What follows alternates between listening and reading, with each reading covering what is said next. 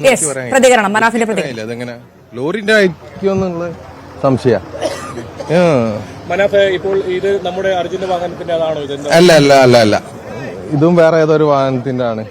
അപ്പൊ നമുക്കിപ്പോ മാൽപ്പയുടെ തെരച്ചിൽ നടത്തിയ പരിശോധനയിൽ നമുക്ക് രണ്ട് വാഹനങ്ങൾ പുറത്തെടുത്തു. അതിന്റെ സ്റ്റയറിംഗ് കണ്ടിട്ട് ലോറിന്റേത് ആണോന്ന് ഡൗട്ട് ഉണ്ട്. ചെറിയ സ്റ്റയറിംഗ് ആണ്, നമ്മളതല്ല എന്തായാലും. ഇപ്പൊ നമുക്ക് പുറത്തെടുത്ത രണ്ട് വാഹനങ്ങൾ അർജുന്റേതല്ല. അല്ല അല്ല അല്ല ഇപ്പൊ കണ്ടെത്തിയ വാഹനങ്ങളൊന്നും തന്നെ ഇല്ലല്ലോ ഇപ്പോൾ നിലവിൽ. ഇന്ന് കണ്ടെത്താനാകെ 3 ഡൈവേ ചെയ്തിട്ടുള്ളൂ ഈശ്വർ മൽപ്പെ. ആ 3 ഡൈവില് 2 വാഹനം കണ്ടെത്തിയില്ലേ. അവസരം കൊടുക്കാൻ ഇവര് കൊടുക്കണം, കൂടുതൽ സംവിധാനം കൊടുക്കണം, കൂടുതൽ ആളുകളെ ഇറക്കണം. ഡൈവേഴ്സിനെ നമുക്ക് ഈശ്വർ മൽപ്പയ്ക്ക് കുറച്ചും കൂടി സ്വാതന്ത്ര്യമായിട്ട് അന്വേഷിക്കാനുള്ള ഒരു അവസരം കൊടുത്തു കഴിഞ്ഞാൽ നമുക്കിത് 1ാമത്തെ ദിവസമായിട്ട് കണക്കൂട്ടാം. അങ്ങനെയാണെന്നുണ്ടെങ്കിൽ കർണാടക ഗവൺമെന്റ് 10 ദിവസത്തേക്ക് തരാനുള്ള പണമാണ് ഈ ഡർജർ കമ്പനിക്ക് കൊടുക്കാനുള്ളത്. അത് ഇനി 9 ദിവസം കണക്ക് കൂട്ടിയിട്ട് ഇനി 9 ദിവസം കൂടി തരയണം. നമുക്ക് തീർച്ചയായിട്ടും അർജുനെയും മറ്റിവിടെയുള്ള എല്ലാ കാര്യങ്ങൾക്കും ഒരു തീരുമാനമായി കിട്ടും. അതിനും വേണ്ടിയിട്ട് എന്താണ് നമ്മൾ ഇതാക്കണം. ഇത് വാഹനം ഏതാന്നുള്ളത് തെരയാം, ഒന്നുകൂടി അന്വേഷിക്കും.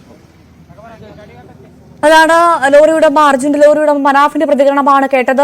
മനാഫ് തന്നെ സൂചിപ്പിക്കുന്നു ഇത് എന്തായാലും അർജുന്റെ ലോറിയുടെ സ്റ്റിയറിംഗ് അല്ല. ആ സ്റ്റിയറിംഗ് കാണുമ്പോൾ മനസ്സിലാകും അതൊരു ലോറിയുടെ സ്റ്റിയറിംഗിന്റെ വലിപ്പമില്ല എന്നാണ് ദൃശ്യങ്ങളിൽ നിന്ന് വ്യക്തമാകുന്നത്. ചെറിയൊരു വാഹനത്തിന്റെ ഒരു കാറോ അങ്ങനെ തുടങ്ങിയ എന്തോ ഒരു വാഹനത്തിന്റെ സ്റ്റിയറിംഗ് ആണെന്നാണ് ഇപ്പോൾ സംശയം ഉയരുന്നത്. എന്തായാലും അർജുന്റെ ഭാരത് ബെൻസിന്റെ സ്റ്റിയറിംഗ് അല്ല ഉയർന്നു വന്നതെന്നാണ് മനസ്സിലാക്കുന്നത്. തീർത്തും നമ്മളെ സംബന്ധിച്ച് നിരാശ തന്നെയാണ്. ഇനി കൃത്യമായി കർണാടക ഭരണകൂടം അനുവദിച്ച് 9 നാൾ ബാക്കിയുണ്ട്. അർജുനിലേക്ക് അത്ര ദിവസമൊന്നും വേണ്ട, നമുക്ക് വളരെ വേഗത്തിൽ എത്താൻ സാധിക്കുമെന്നുള്ള പ്രതീക്ഷ മാത്രമാണ് മലയാളികൾക്ക് ഉള്ളത്.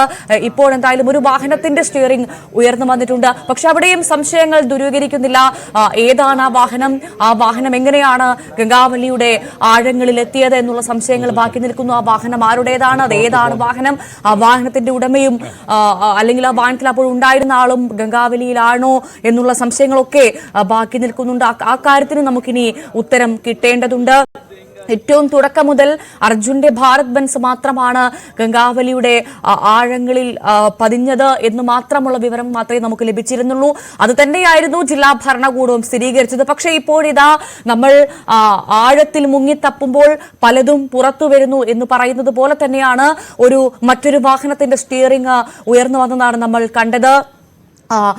ഈശ്വർ മാൽപ്പെ 15 അടി ഗംഗാവലിയുടെ കാലാവസ്ഥ അനുകൂലം തെളിനീര് പോലെയാണ് നമുക്ക് ജലം ഇന്ന് കാണാൻ സാധിക്കുന്നത്. അപ്പോൾ 15 അടി ആഴ്ചയിൽ മുങ്ങി തപ്പിയാണ് ആ വാഹനത്തിന്റെ പൂർണ്ണമായും തകർന്ന ചിന്നിച്ചിതറിയ ഭാഗത്തിന്റെ ആ വാഹനത്തിന്റെ സ്റ്റിയറിംഗ് ഉയർത്തിക്കൊണ്ടുവന്നത്. അങ്ങനെയാണെങ്കിൽ ജൂലൈ 16 അർജുനെ പോലെ മറ്റാരെങ്കിലും അപകടം സംഭവിച്ചിട്ടുണ്ടോ എന്നുള്ള കാര്യം അറിയേണ്ടതുണ്ട്. ജൂലൈ 16 എന്താണ് അർജുന്റെ ഭാരത് ബെൻസിന് സംഭവിച്ചത്, അർജുൻ എന്ത് സംഭവിച്ചു എന്നുള്ള കാര്യത്തിൽ ഇപ്പോഴും നമുക്ക് ഉത്തരം ലഭിച്ചില്ല. പൂർണ്ണമായും അർജുന്റെ വാഹനവും തകർന്ന് ഇരിക്കുകയാണോ, ഇനി അതല്ല മണ്ണിടിച്ചിലിന്റെ ആഘാതത്തിൽ ആ വാഹനം വിഘടിച്ചു പോയോ, ഇനി അതുമല്ലെങ്കിൽ ആ വാഹനം പൂർണ്ണമായും തകർന്നിരിക്കുകയാണോ, മണ്ണിൽ തലകീഴായി കൂപ്പുകുത്തിയിരിക്കുകയാണോ എന്നുള്ള കാര്യങ്ങൾ അറിയാനുണ്ട്. അതിനുള്ള തിരച്ചിൽ, ആഴത്തിലുള്ള മുങ്ങിത്തപ്പൽ അനിവാര്യമാണ്. അത് തന്നെയാണ് അവിടെ നടക്കുന്നതെന്നാണ് മനസ്സിലാക്കുന്നത്. എന്തായാലും ഇപ്പോൾ ലഭിച്ചിരിക്കുന്ന ആ സ്റ്റിയറിംഗ് വാഹനത്തിന്റെ ഒരു ഭാഗം അത് അർജുന്റെ വാഹനത്തിന്റേതല്ല. രാവിലെ ലഭിച്ചിരുന്ന ആ ടയറുകൾ അർജുന്റേതല്ല, ആ കയറുകൾ അർജുന്റെ വാഹനത്തിന്റേതല്ല. നമുക്ക് ഒരുപാട് പ്രതീക്ഷയുണ്ടായിരുന്നു. പക്ഷേ ഇതൊന്നും നമ്മൾ ആഗ്രഹിക്കുന്ന നമ്മൾ ഇത്രയും നേരം കാത്തിരുന്ന പ്രതീക്ഷയുടേതല്ല എന്നുള്ള നിരാശാജനകമായ വിവരങ്ങളാണ് പുറത്തു വരുന്നത്. പക്ഷേ ദിവസങ്ങളുണ്ട്. ഈശ്വർ മാൽപ്പെ അവിടെയുണ്ട്, ജില്ലാ ഭരണകൂടമുണ്ട്.